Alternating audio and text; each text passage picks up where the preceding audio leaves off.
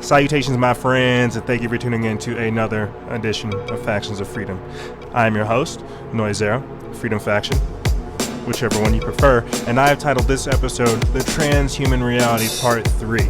And if you haven't, make sure you guys check out Part 1 and Part 2, because what I'm going to be going over is basically a more advanced version of all this other stuff. Why am I talking about transhumans? Why am I talking about what's going on? Because not only is the world getting more and more crazy every single day, but guess what Elon Musk recently went and decided to do? He decided to come out with his new company, Neuralink Corp. What do you think that means? He's always going on and on about how we need to interface with technology and no one's looking at it. So he went and did it. And there's where we are at 2017. We're going to be getting into that and more in this actual episode. But before, I have a few updates, announcements, things as always, my friends. Basically, make sure you guys are paying attention to Paradox Radio, because this is where I'm putting a lot of our mini-casts. And at the time, we were definitely trying to figure out whether or not we want to have it be a weekend show or a 24-hour station, a lot of different things. And your guys' feedback on the actual topic helps us understand a lot more of what we should be doing. Helps us fill the need that is there, you see. So definitely make sure you guys are paying attention to Paradox Radio. With the mini-casts that we're doing as well, that occasionally happen whenever news is breaking or things need to get discussed or there's other things trending that we will get into in this actual episode as well. A lot of these things get put on our Patreon exclusive feed, and this is where you can get our archive seasons, our monthly music, and early access to episodes that you're hearing right now, as well as the mini-casts that we do whenever news breaks. So make sure you guys pay attention to that, because you get the podcast and so much more, really. And if you don't want to do any of that, make sure you're going to the website, factionsoffreedom.jimdo.com, so you can get all of the updates, all the stuff that we're doing, all the videos, all the audio work, and everything else. There's so much that we are doing, and it's really all for you guys, because we believe that you deserve the diversification of the information. We diversify the information because you deserve it, and that's what we're here to do. That is what we are here to do. So to kind of give you guys a little bit of a crash course in what we're going to be discussing, we're going to be talking about basically transhumanism, the alteration, the augmentation, and our overall ascension, and how I believe to this day they are trying to use this technology as a way to capstone our growth, a way to circumvent our renaissance, and so much more. But if you haven't paid attention to part 2, basically, in one of my recent videos, one of the videos that actually got taken down, Crisis Corner, the Age of Alteration, Augmentation, and Ascension, I try to tackle the concept of transhumanism and break it down into 3 categories, as I listed before. Alteration, where they're changing what it means to be human through things like GMOs, chemicals, chemtrails, vaccines, gene drives, and all things like that. Augmentation, where we're talking about things such as wearable technologies, implantable technologies, prosthetic technology to basically extend the human condition. And ultimately, we also have the transhuman aspect, the ascension, where we shake off the shells of enslaving technology to develop more of these supernormal, supernatural abilities. And seeing as how we've gone over things such as Project Grill Flame, Project Sunstreak, Project Center Lane, Project Stargate, and all these other things that suggest indeed that we have supernormal abilities, I'd say that's very, very accurate. Very, very accurate. And this is where we're going to be jumping into with this actual episode. So with that being said, let's get right into it. So as I said before, with the Transhuman Reality 3, we've got to look at where we're at. What does this mean?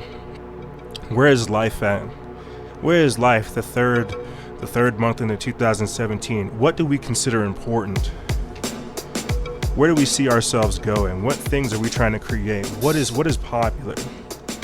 Well, before I jump into all the things that I have planned for you guys, let's look at the news. Where we have the creepy riot control vehicles.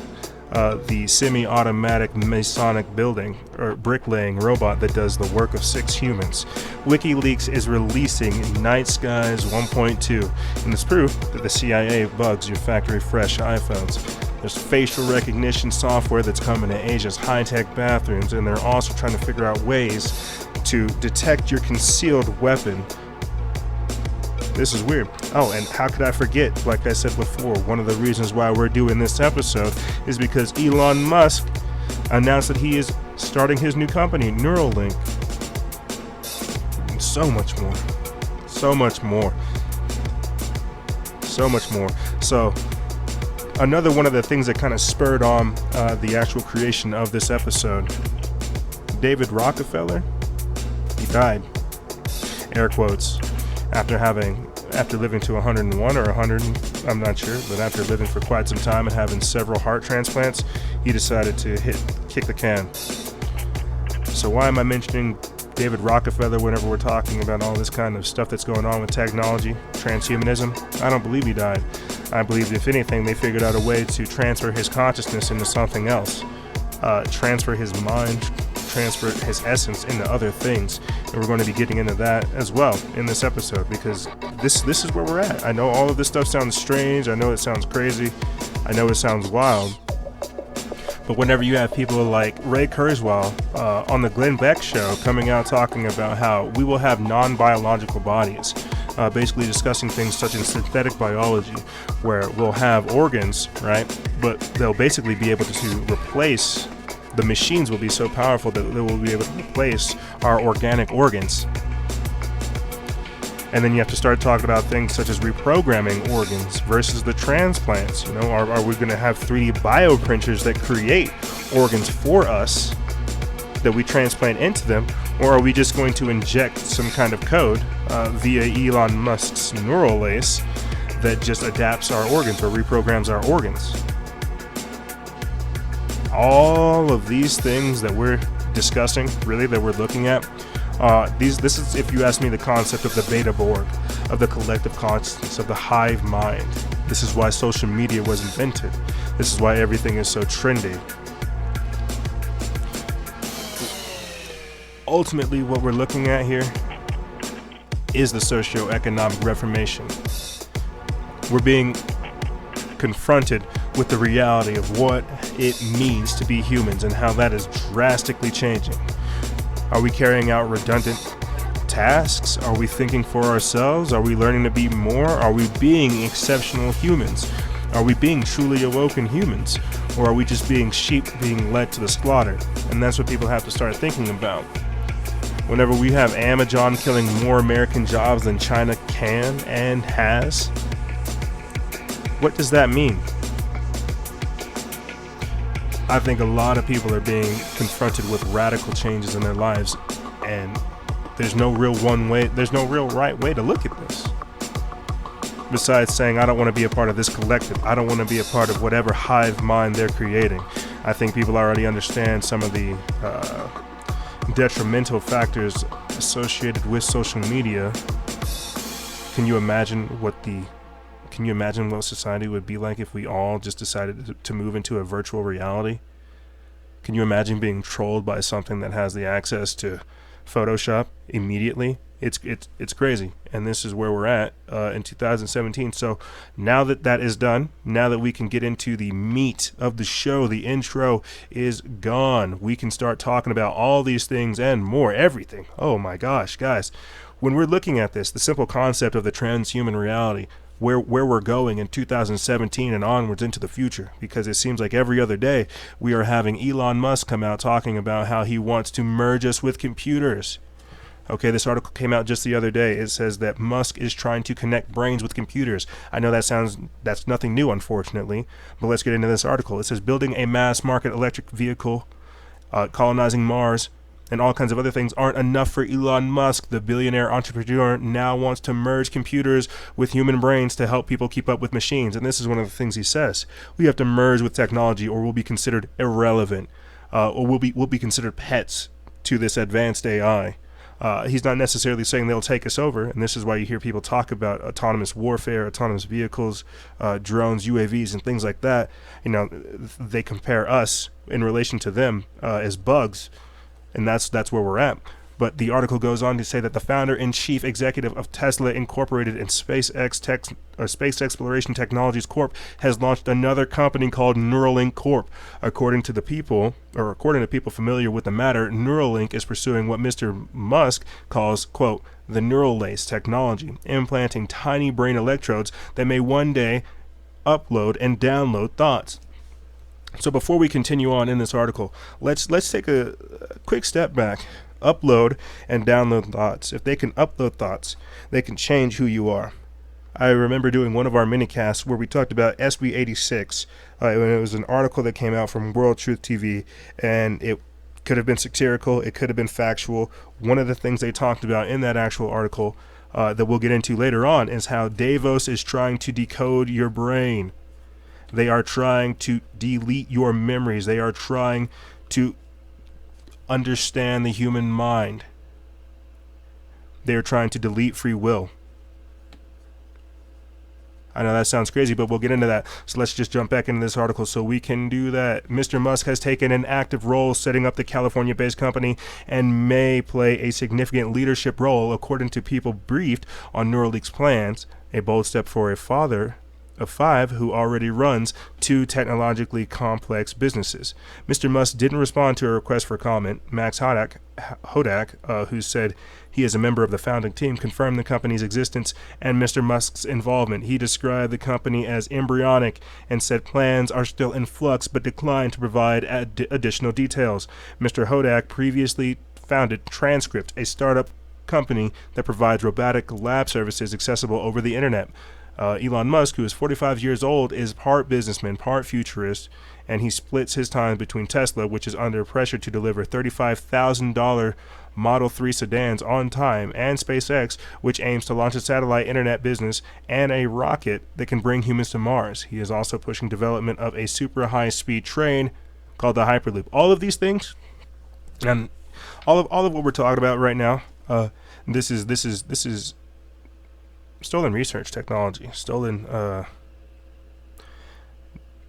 Elon Musk is just conducting the more modernized version of Nikola Tesla's research.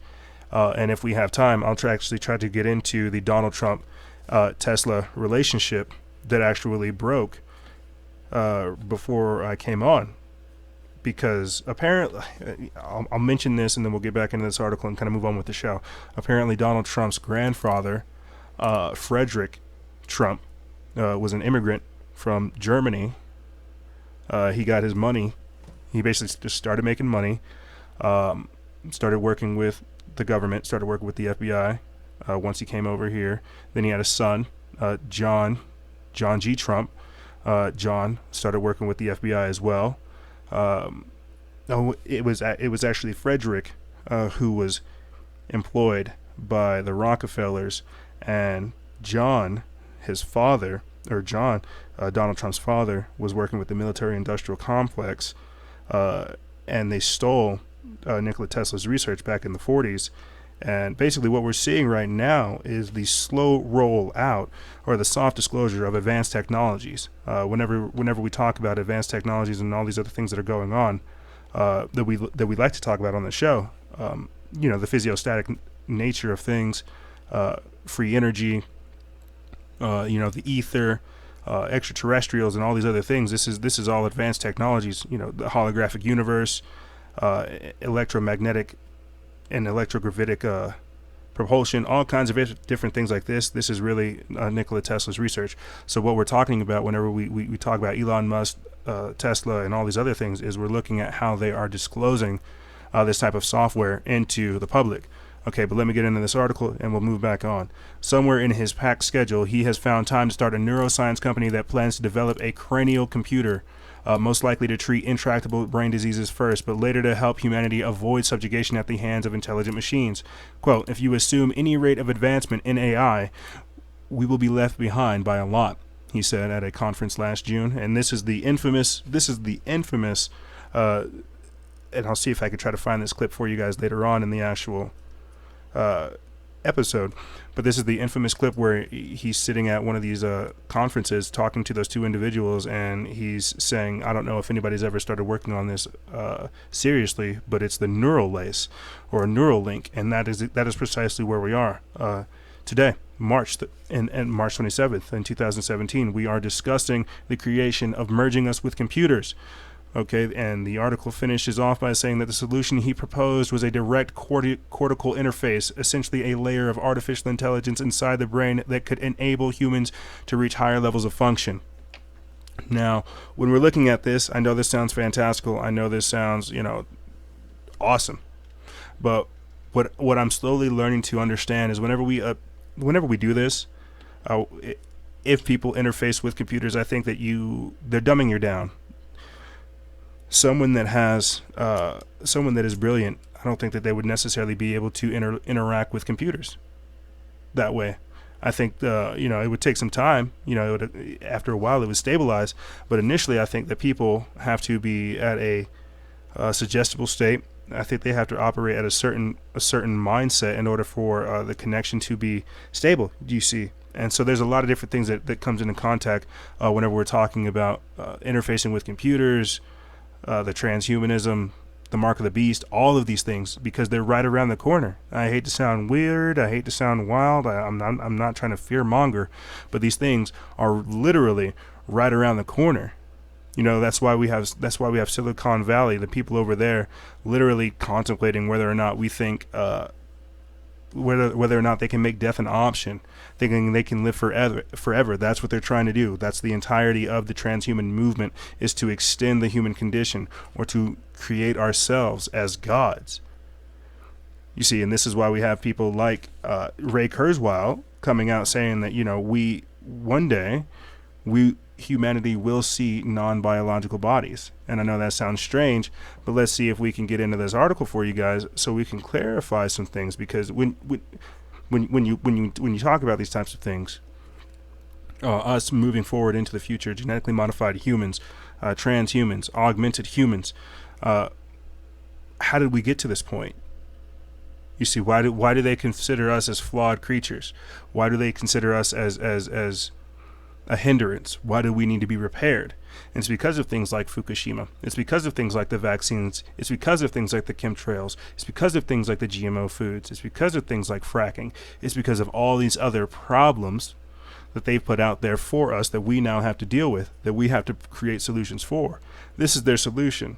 This is how they decide to fix the very, very sick society. Let's get into this article, and it's from End Times Headlines. It says, Ray Kurzweil, who is the current head of artificial intelligence for Google, has recently come out and made a startling statement that should raise the hair on the back of your neck.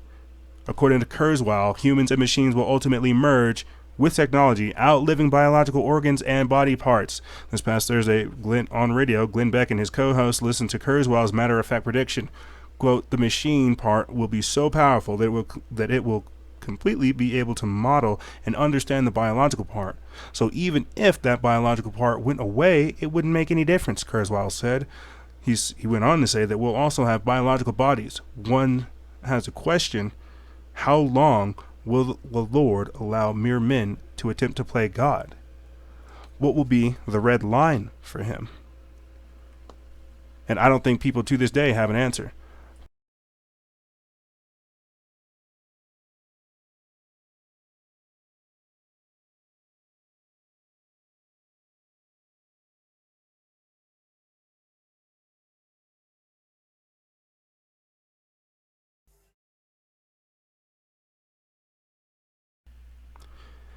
But that's all. But that's a little bit of a hiccup there. I don't know what that was about, but we are going to take a little bit of a break.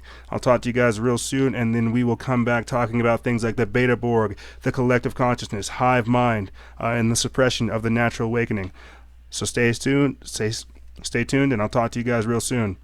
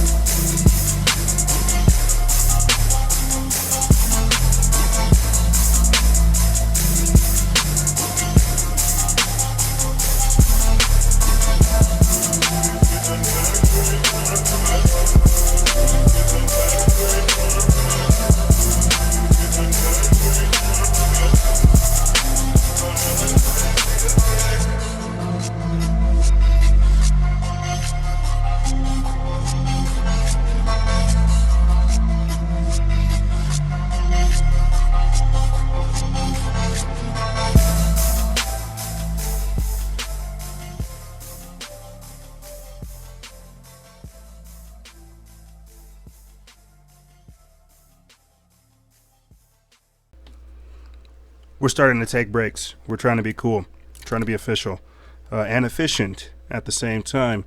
But thank you for staying tuned to Factions of Freedom, and we are talking about the transhuman reality. We're talking about all things crazy. We're talking about Elon Musk and his neural lace, interfacing with computers, non-biological bodies, transhumanism at the highest degree. But what does that mean? Where are we going with all this type of stuff? Well, this entire month, the month of March, has been nothing but alluding to the fact that we are merging with computers, or merging with machines, that something is happening. The UK has granted their first license to make 3-parent babies, while we have the Harvard Medical School working on brain implants. You see how they're rolling it out now, how it's become passé, how eventually you will get chipped.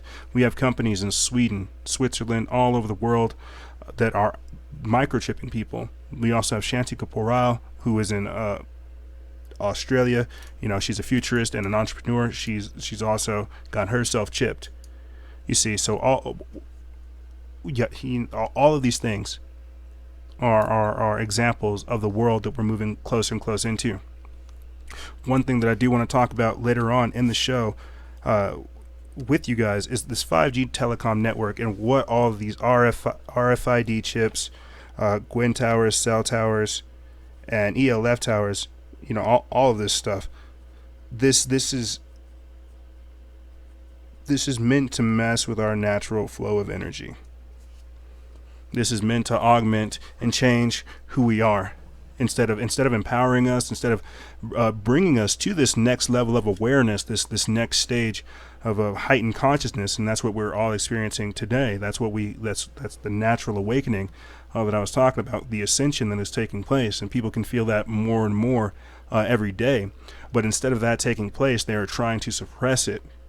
They are trying to subvert our natural renaissance, our natural growth. You see, this is why they want to, and I've made this analogy before, but it's essentially trying to put a hose or some kind of filter, some kind of fastener, some kind of funnel, something where they're trying to funnel all the energy into a certain way. They're trying to create it. Could you imagine trying to capture light? Could you imagine trying to take a single box and capture all of that majesty? And that's exactly what they're trying to do with us. While we're experiencing so many different things in this time frame, so many different types of synchronicities, the awakening of the collective unconscious, people waking up at an alarming rate now, so more than ever. All of these things, you know, the expansion of consciousness, you know, not even through unnatural means. You know, the expansion of how we're growing, understanding life as a whole, this is all foretold. You know, there's a lot that we have to look at with just the human experience, okay? And this is why I have come to have such a respect and understanding and a love for every one individual, is because there is so much to them. You know, and I've talked about this before as well, whenever I talk about the holographic universe, you know, take the concept of Pink Floyd's most iconic album, The Dark Side of the Moon, you know, where it's the beam of light, the one stream of light going through the pyramid and then breaking off into the spectrum. I believe that we all come from the same source. We're all just different representations of such. And given this truth, this allows for us all to have different abilities and different purposes and different routes that we're allowed to take.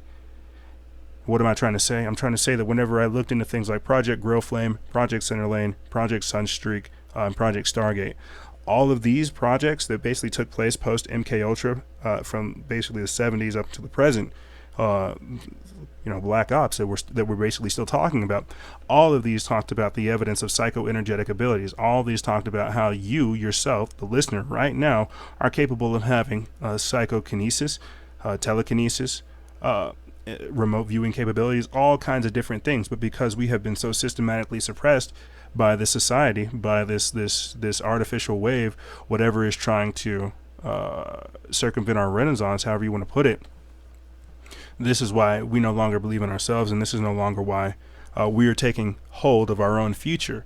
And this is why we're seeing them come forward with the next plan of their future, of the world they are trying to have us operate. This is the next evolution of the 160 characters. It's whenever we try to put our wisdom, it's whenever we try to put our cool slang, our cool quotes, our memes, when we try to apply so much wisdom into one little thing, we are now diversifying that is growing. Okay, so the Renaissance and everything that we see taking place today, social media being used as a tool for awakening instead of a tool of enslavement, that is now transforming. Okay, and this is why Elon Musk wants us to integrate with computers. This is why we're talking about these types of things, because can you imagine having the information of 3 people at your fingertips that you could turn on and off whenever you decide? Could you imagine literally being able to upload your friend's entire experience called life into your brain, downloading his wisdom, or downloading his information and then creating your own form of wisdom? You see, this is why we're beginning to talk about things such as quantum computers, because information is becoming so diverse that we literally have got to go into different dimensions to solve our dimension's issues, because we are multidimensional beings that are having to create quantum computers to create algorithms in order to deal with the multiple dimensions in which we are interacting. What am I talking about? I'm talking about our collective consciousness, our understanding of reality, and how they are trying to create the hive mind. They are trying to create the internet or replicate the internet. You see, because we are, and I've talked about this a number of times as well, I feel like technology is merely a false representation of the innate abilities that we all have. Telekinesis, psychokinesis, being able to read people's minds, sending texts, sending thoughts, things like that, levitation, that's a whole nother thing. But what we're ultimately talking about is how we are being mimicked. And whenever they try to place our consciousness in this Facebook hive mind collective consciousness, it is a faux representation of life. Okay? Whenever they're trying to get us addicted to drugs, whenever they want us to be addicted to technology, whenever they want us to only think about sex, drugs, and rock and roll, all things America, this is where we fall into the earthly temptations. This is no longer that age. It may have been appropriate for that time frame, but we are moving forward into an entirely different world these days. And I think people can see, feel, and tell at every angle the world is becoming that much more complex, or that much more strange, mysterious, beautiful, unique, however you would want to look at it. And this is where we're going in 2017. This is what it means to be a human, is to understand that all of these things that we're dealing with, these have all been taking place for quite some time. The only thing that's different is we're looking at them now.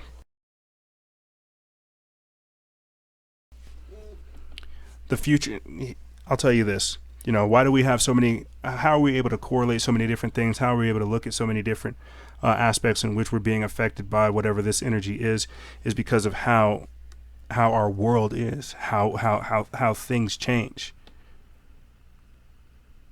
Here, let me put this up. Here's a prime example.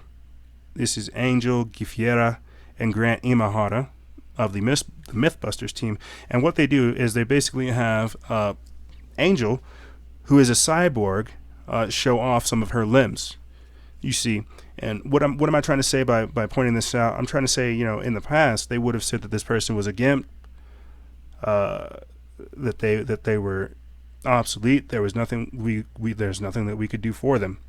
But in the future, where we're at today, these are magnificent technologies. These are ways that we can help people. This is what we're moving forward into, and this is one of the ways, one of the avenues in which they will try to present this as well. How this is something beneficial, but ultimately what we have to look at is the end run. Lock this in. You heard that? Yeah, I hear the click. So it's really easy. I just pop that on. This is the dragon. Wow. Okay. My archery attachment. You do archery? Yeah, I do. Can you show me? Yeah. Welcome to our personal archery range. you very much. Where do you think the future of this is all going? I'm really excited actually for an update in componentry. Good shot. So sensor technology that allows for like haptic and sensory feedback, as well as implantable electrodes.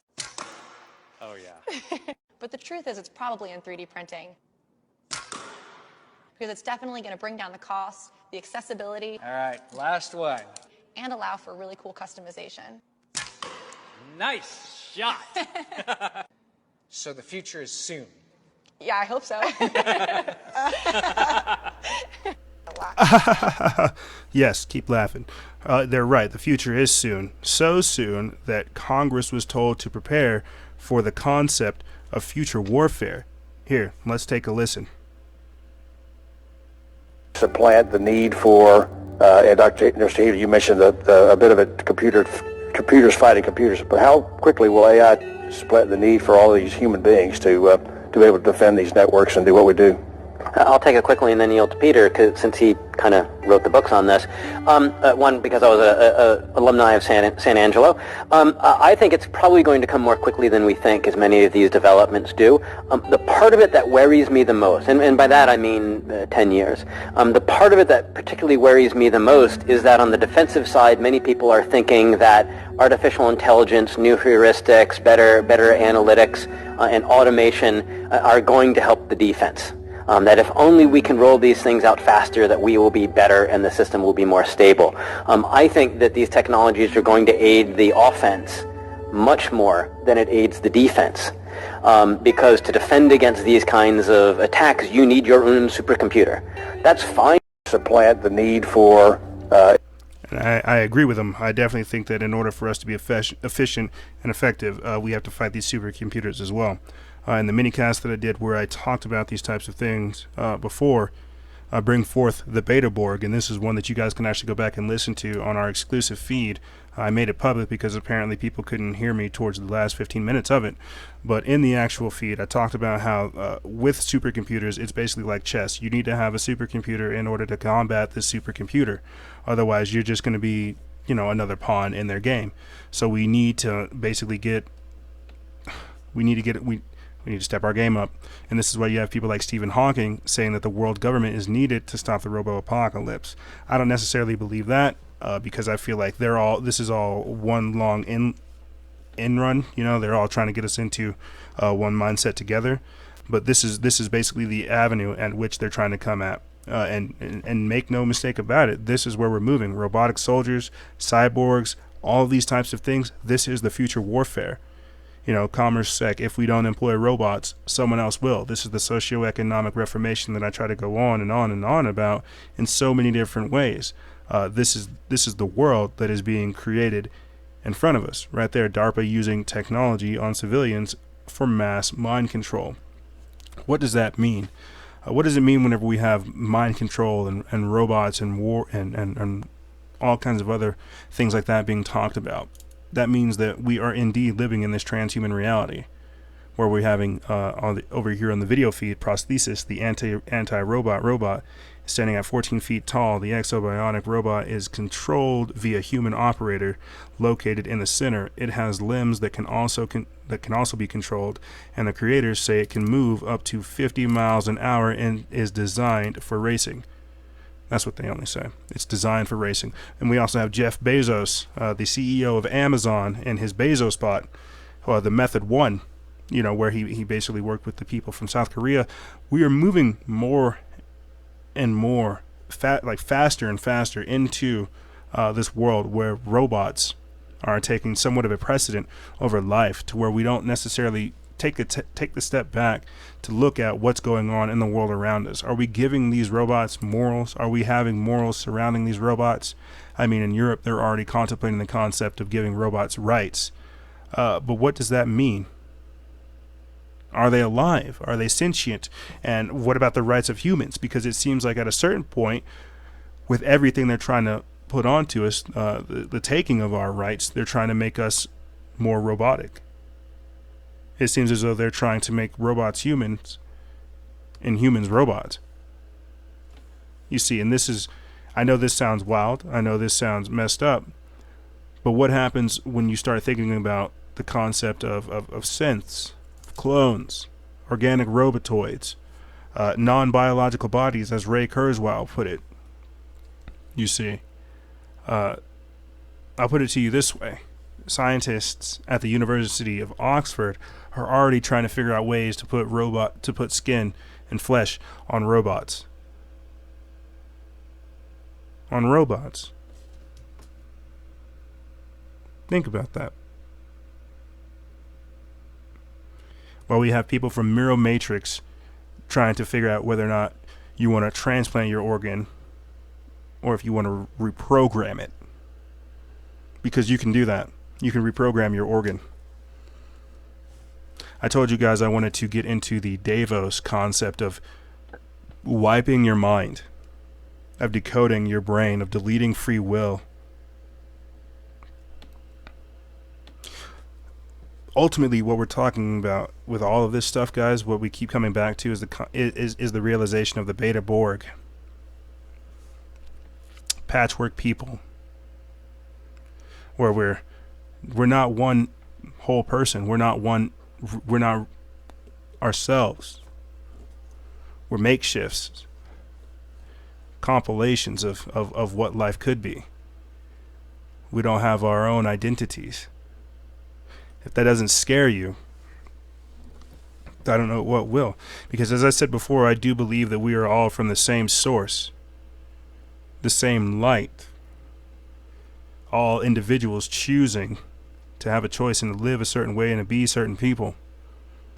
Expressions of God, so to speak. But this is a mimicking. This is a downgrade. This is not a self-realization. This is a self-enslavement. Let's get into this article. It's from Skywatch TV. It says, New World Order technology. Scientists plan to alter our minds, delete history, distort morals, plant memories, and control our behavior. Well, I'll tell you this. If you follow the trends more than you follow your human heart, which is connected to Earth's electromagnetic field, then they are already on their way. The article goes on to say that mankind is on the cusp of a transition that we cannot come back from. For many years, scientists have sought technology that can actively alter our memories and identity. One of the things that I think is strange, and if we have time, I'll try to get this clip for you guys. We actually had James Comey come out saying that there is no such thing as privacy in America. And he actually talked about how memories, thoughts, and everything else could be altered to fit a certain profile. I thought the way that he explained it was extraordinarily strange, and we'll get into that if we can afterwards. Yeah, we'll get into that afterwards. But the article goes on to say that New World technology has the ability to change our perception by altering our memory. Some of the technologies can even make us forget history, and by doing so can distort morals. That's precisely what I mean. If they delete your history, they delete parts of you. They delete the part of you that was created from that actual memory, from that history. But there is a far greater evil. Scientists can even plant memories. Several methods are mentioned in a video by S. Matthew Lau, who is the current holder of the Arthur Zittrain Chair of Bioethics and is the director of Center for Bioethics and affiliated professor in the Department of Philosophy at the New York University. The methods are as follows. Functional magnetic resonance imaging is a functional neuroimaging procedure using MRI technology that measures brain activity by detecting changes associated with blood flow. This technique relies on the fact that cerebral blood flow and neuronal activation are coupled.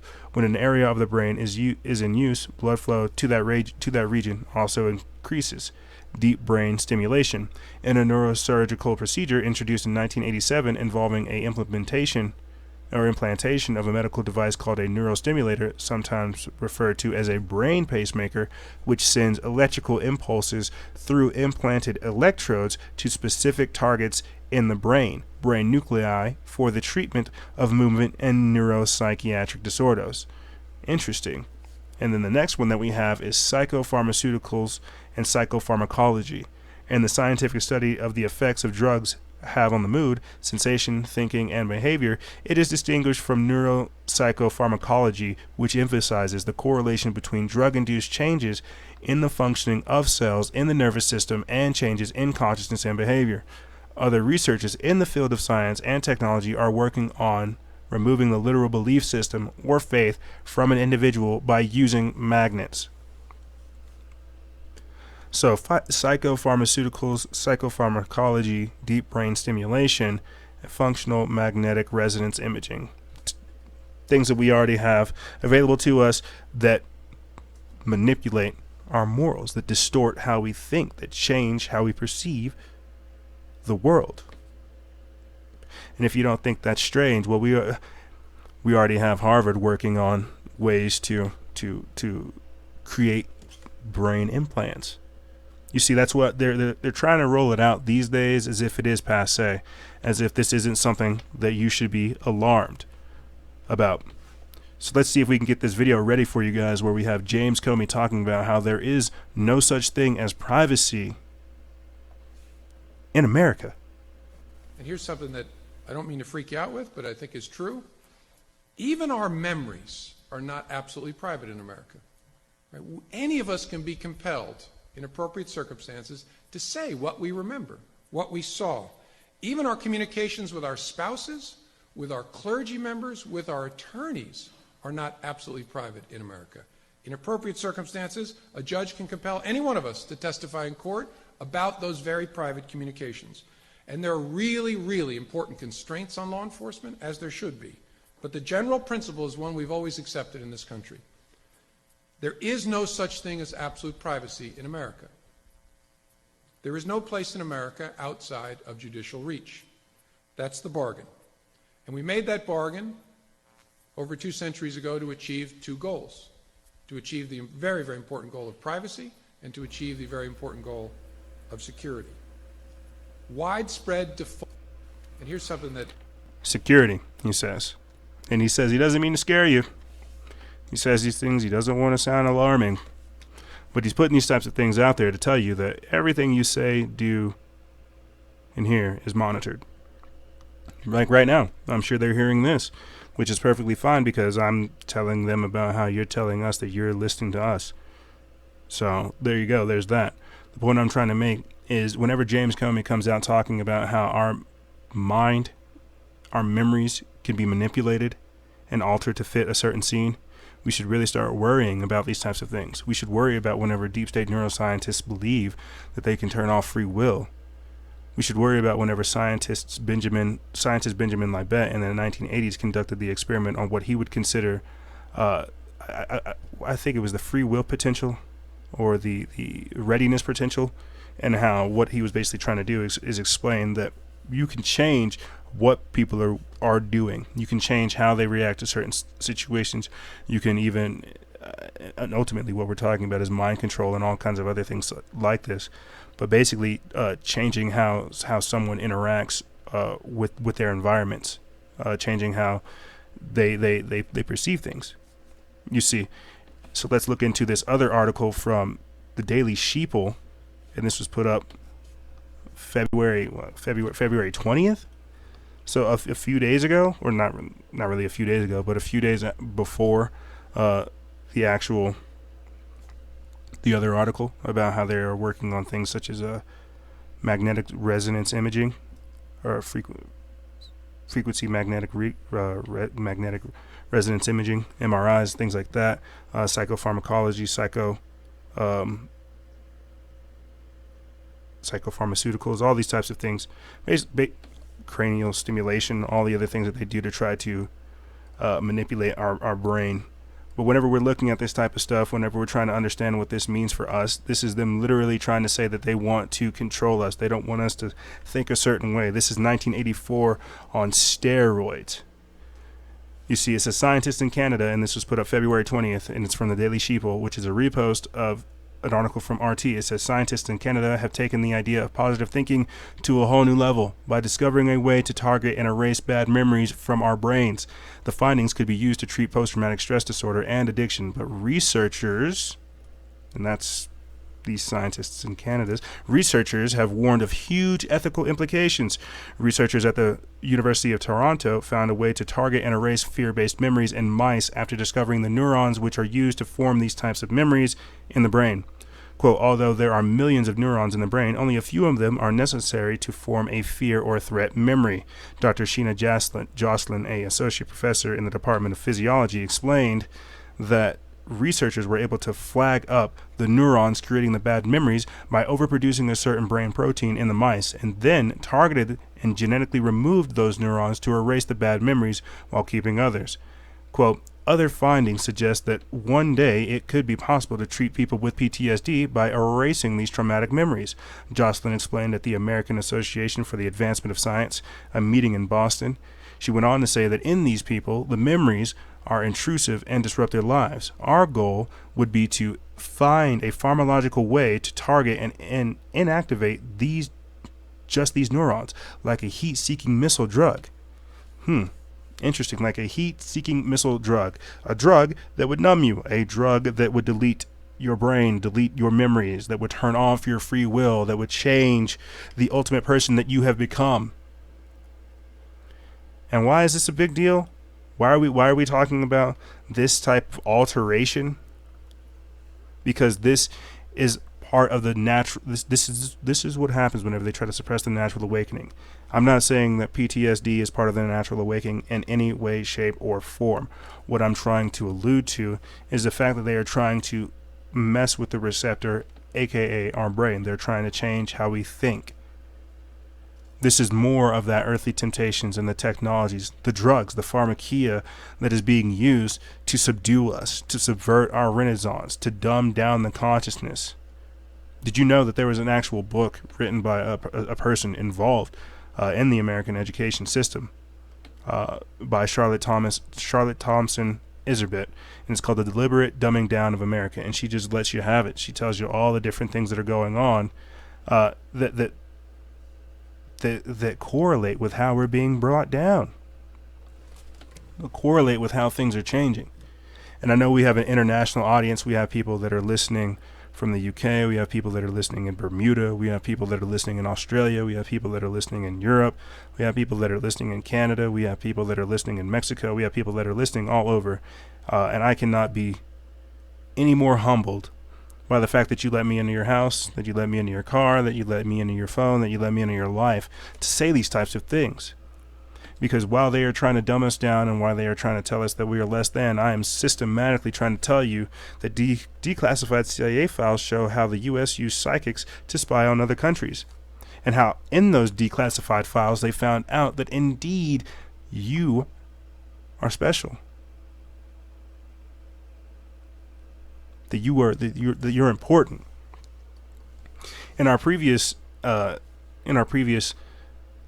Transhuman Reality, we talked about things such as biophotons. We talked about our electromagnetic nature, how we could be not necessarily vessels, but how we could be portals for this energy that's coming through. This is high level stuff that we're talking about. What I'm trying to illustrate is that there are vortexes around the entire world that people are naturally drawn to, and when you look at them, a lot of these types of things end up having these cell towers, these Gwyn towers, or these ELF towers around them. And I actually talked about this with Orgon. If you guys haven't, definitely go back and check out that episode, Waking Up with Orgon, where we basically give an identity to this artificial energy.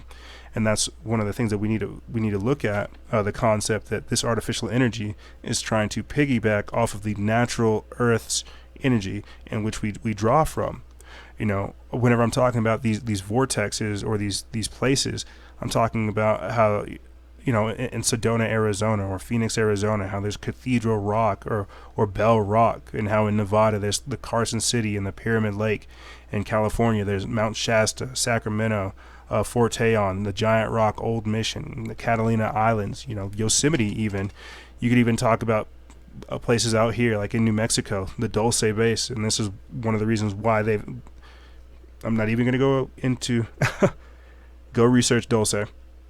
That's all I'll tell you. Go research Dulce, go research the Earth magnetic ley lines and all kinds of other things like that.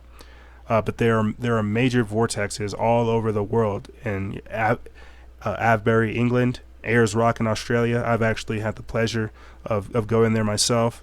Bimini off of the Florida coast, Calgary, Canada, the Easter Islands in Chile, Nepal, Machu Picchu, all over. There are so many. Tibet. There's so many different places around the world, and this is one of the reasons why CERN is where it's positioned, is because of the active energy that is there. And what I'm basically trying to talk about, I'm sorry to go off on this spiritual jag, but basically what I'm trying to talk about is this artificial energy that is being erected around us is trying to piggyback off of everything that we have available to us. Whenever we're looking at this artificial energy, whenever we're looking at Wi-Fi signals, cell signals, microwave signals, ELF signals, Gwyn signals, and all these types of things, these are energies, these are frequencies, these are waves that can affect you, your body, because you are a collection. Your collection of materials, of minerals, of all kinds of different things. Schnapps, carbon, hydrogen, nitrogen, oxygen, potassium, and sulfur. Your collection of that, and your consciousness, which is a representation of the larger energy in which we are, it acts through this. Your body, I don't want to say is a portal, but it is a vessel. Your brain is only the receptor, and this is why your health is so important, because if you're eating all of this genetically modified food, if you're eating all of these chemical laden things that downgrade you and destroy you, you're not operating in the way in which God intended. You're not operating to get back to the spirit and to the source and to the one consciousness, to God. You're not trying to walk with God. You're merely acting in the flesh, and that's why they're trying to keep us trapped here. But the point I'm trying to make is by looking at so many different portals, paranormal vortices, and all these other things. What I'm trying to get at is when they place these institutions, this 5G telecom network around everything, they're basically trying to piggyback off of the natural energy that we have. You see, that's why CERN is positioned where it is, as I said before. That's why the cell towers are positioned where they are. That's why the Gwyn towers are positioned where they are, is because they're trying to send out their own wave pulses. And what does this do? This ultimately changes us. It changes how we interact. It changes how we see things. It changes how we are. Because we're not tuned in. We're not tuned into the larger reality. We're not tuned into, we're not really receiving messages from God. We're not really receiving messages from the universe. We're receiving messages from the Pentagon and Verizon, whoever, T-Mobile, whoever else is propagating this artificial energy, you see. And that's why it's a big deal. Whenever we talk about things such as HAARP, the artificial aurora that they're creating in Alaska, weather modification, genetic modification, geoengineering, all these types of things are representations of this artificial energy becoming manifest, you see. So I'm not necessarily sure how I got over here onto the topic of this, but ultimately what I am trying to get around to discussing with you guys is the suppression of the natural awakening. How they're using these slow killers like the cell phone radiation, smart meters, Wi-Fi, Fukushima radiation, and all of these types of things to basically pollute us, to make us less than, so that we're not operating in our alpha state, to where we're not trying to basically get closer with the universe, with God, to where we're not listening to what's being sent to us. If you have a pocket radiation stick, aka your cell phone, blocking your signal from God, how else are you going to understand things? How else are you going to get this spiritual connection? Because that is very real. I mean, we literally have scientists at Los Alamos National Laboratories talking about how airport scanners alter your DNA. This is why gene therapy is becoming so prevalent. This is why people are trying to find out ways to cleanse themselves. I came in talking about how the ultimate goal of this technology is to dumb us down so that it can take us over.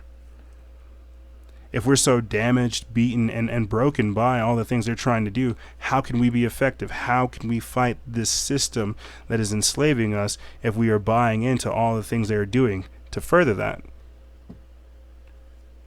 You see, this is why whenever we look at things like RFID chips, think about that for a second. If people are literally putting in radio frequency identification chips inside of their hands, don't you think it would be easy for, say, T-Mobile, Verizon, AT&T, Sprint, someone just to send a message encoded over some kind of signal, a Wi-Fi signal or a Bluetooth signal or some kind of signal, to transmit that to someone, to have them act a certain way? Would that not be mind control? Would that not be trying to eliminate free will? I know that's a far-fetched, that's out there. But you know what else they said was out there? The concept of chemtrails.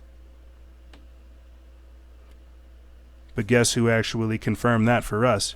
The CIA director, John Brennan. Another example is the array of technologies, often referred to collectively as geoengineering, that potentially could help reverse the warming effects of global climate change.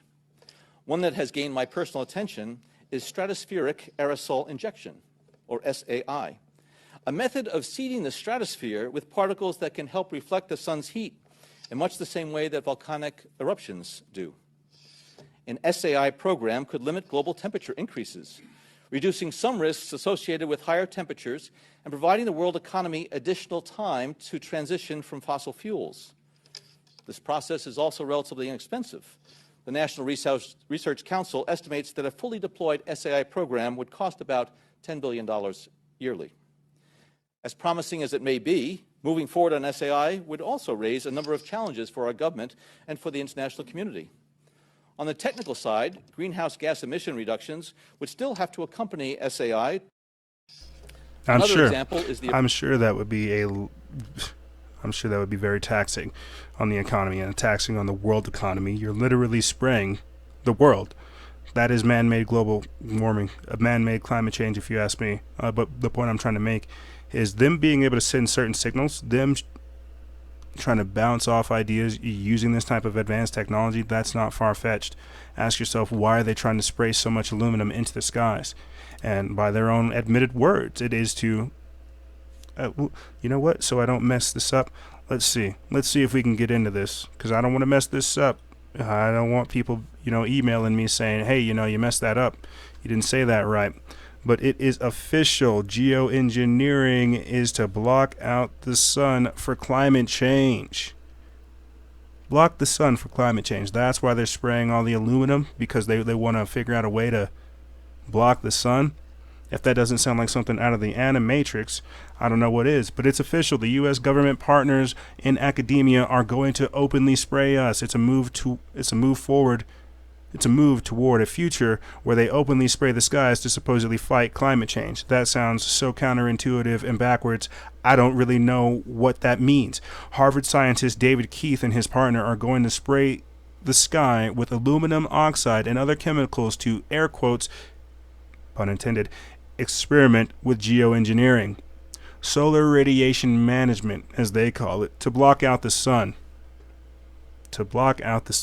So this entire episode, before I jump back into this entire episode, we've been talking about basically not doing that, not blocking off solar radiation, not separating yourself from the source, and if anything, understanding what that means and how they are trying to do that. But the article goes on to say that they want to block out the sun to supposedly combat climate change, but the well-documented history of weather modification for military purposes suggests there are other motives. According to MIT's Technology Review, quote, a pair of Harvard climate scientists are preparing a small-scale atmospheric experiment that could offer insights into feasibility and risks of deliberately altering the climate to ease global warming.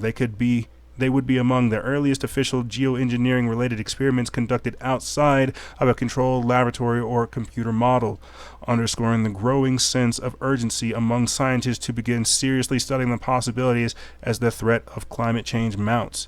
Sometimes next year, Harvard professors David Keith and Frank Kusich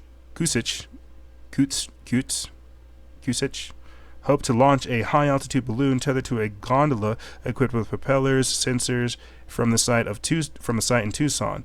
After initial engineering tests, the Stratocruiser, and that's the name of their high-altitude weather balloon, the Stratocruiser would spray a fine mist of materials such as sulfur dioxide, aluminum, calcium carbonate into the stratosphere. The sensors would then measure the reflectivity of the particles, the degree to which they disperse or coalesce, and the way they interact with other compounds in the ionosphere. So there you have it. While we literally have them admitting that they are conducting the stratospheric atmospheric injections and other small-scale geoengineering tests, we're hearing how they basically want to separate us from the source, separate us from ourselves, and keep us trapped in here. Because whenever, and that's one of the things we got to look at as well, with all this, is when we look at all this stuff, the chemicals and the electromagnetic nature of the world, that's the electromagnetic nature of the world and the electromagnetic nature of ourselves. It is key. It is fundamental for understanding the secrets of the universe, the secrets of everything that is going on. If they are trying to block out, in their words, solar radiation, this management in the solar, trying to see how reflective their materials can be on getting the sun's energy here, that's beyond me. It truly is. But whenever we're talking about them trying to create a layer, here, let me just come out right and say it. When we're talking about them trying to create a metallic layer over our atmosphere, what do you think that is? That's going to be able to bounce all those signals that are going on underneath this dome in this stratosphere. Whatever's bouncing around in there, it is going to be trapped in there. So us, and when these things that I'm talking about, whatever's bouncing around in there, these are the Wi-Fi signals, the ELF signals, the chemtrails, the fracking energy, or the fracking exhaust that comes out.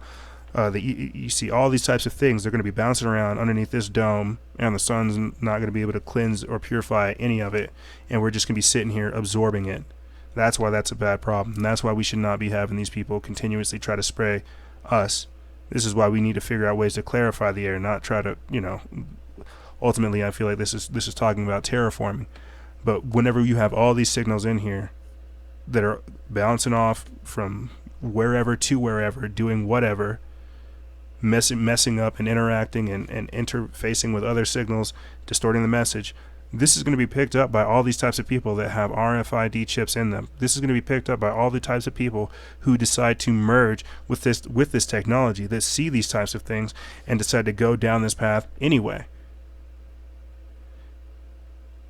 Basically, you're going to be an open vessel for all of these artificial energies that are bouncing around. And this is why, as a natural person, as a human that was born, we have got to figure out ways to combat that, to fight that. And this is one of the reasons why Orgon said, get Orgonite. It blocks some of this stuff out. That's why we need to learn to detoxify our bodies, figure out what's going on. Understand that whenever we're looking at all this stuff, they're ultimately trying to mimic the human experience and delete the one that is existing right now. This is why you're watching a 3D bioprinter make bones from scratch. They want to be able to grow humans. This is why they're talking about artificial humans, test tube babies on a larger scale. They want to be able to, or how Chinese scientists are using CRISPR-Cas9 to repair viable embryos. Like, think about that. This is where we're at. This is what life means. That's why I have to ask consistently, where is this going? What does this mean for the common man? Are we having any appreciation for what we're doing, where we're going, and how life is being perceived?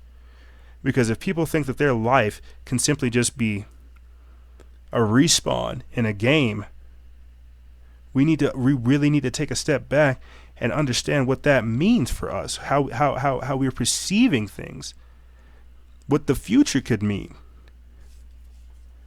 You see right there, boom. Artificial humans could soon be grown in labs after a cloning breakthrough. If that does not tickle your fancy, I don't know what to tell you, because this is where we're at in 2017. We're seeing what happens whenever life is genuinely thrown away. People don't care for things. People don't have an appreciation for the human experience, love, and all these other fantastic human emotions. This is what happens whenever we have artificial humans that are grown.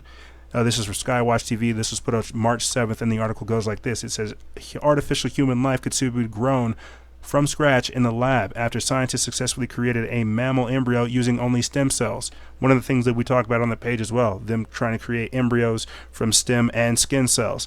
Cambridge University mixed two kinds of mouse stem cells and placed them in a 3D scaffold. After 4 days of growth in a tank of chemicals designed to mimic conditions inside the womb, and this is another thing we talk about as well, ectogenesis as well as gametogenesis, the cells formed the structure of a living mouse embryo. The breakthrough has been described as a masterpiece in bioengineering, which could eventually allow scientists to grow artificial embryos in the lab without the need for sperm or an egg.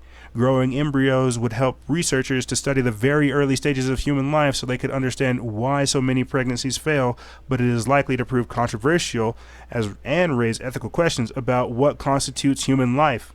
Pretty much what we talk about on the show every other episode or so.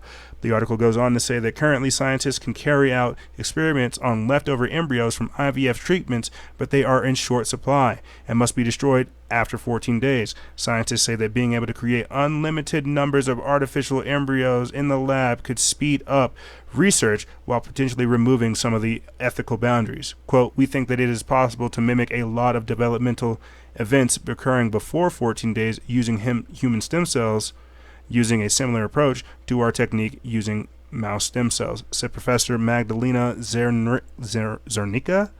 Professor Magdalena Zernicka-Goetz from the Department of Physiology, Development, and Neuroscience at Cambridge, who led the research.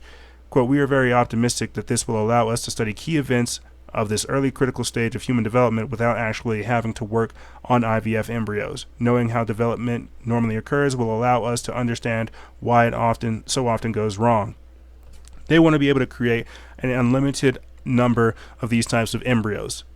That is what life means, as you're seeing still with the 3D bioprinter making bones from scratch.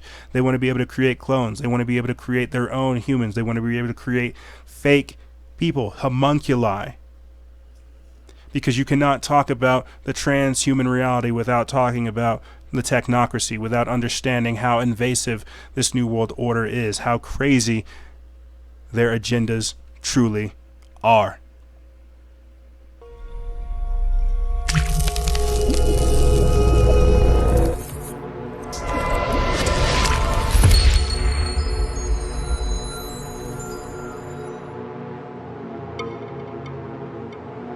Whew. However, that's all I really have for you guys. If you have any questions, feel free to email me. I'll have it in the description bar below. And if you like this episode, make sure you check out the other two. All of this type of information, it is important. It is crucial to understand what we are up against and to understand our enemy. There were definitely some things I didn't get into. I ranted as always, but things such as smart cities, 5G telecom networks, the artificial energy versus the Schumann resonance and the magnetosphere. I kind of glanced over that, but I wasn't able to go into it in depth. If anything, I'll put together a little mini cast for you guys that you can pay attention to. But there's so much that we have to understand when we're looking at this topic alone, because it's not just one thing. We're literally talking about genetically modified humans, chimeras, and human-animal hybrids, clones, synthetic people, organic robotoids, and so much more. Non-biological bodies, in the words of Ray Kurzweil. But where do we go from here?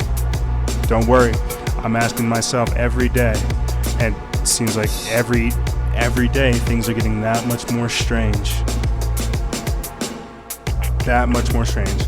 But that's all I can really offer you guys right now. All I can say is make sure you're tuning in to Paradox Radio, where you guys can listen to this episode as well as our mini-cast that we're doing.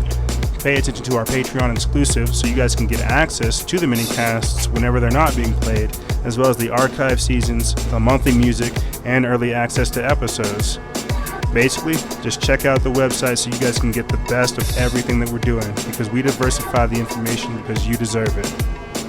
But I'm done ranting to you guys. As I said before, if you have any questions, feel free to email me. I'll have it in the description bar below. And as always, guys, stay vigilant. Expose lies and share truth. This is Noise Era, Freedom Faction, out.